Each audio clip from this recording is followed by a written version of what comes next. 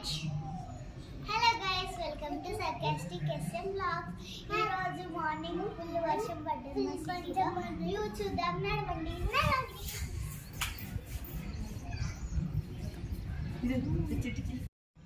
ఈ రోజు మా డైలీ వీడియోలో మా తమ్ముడు చిట్టి చిలకమ్మ పోయం చెప్తాడంట, వినండి.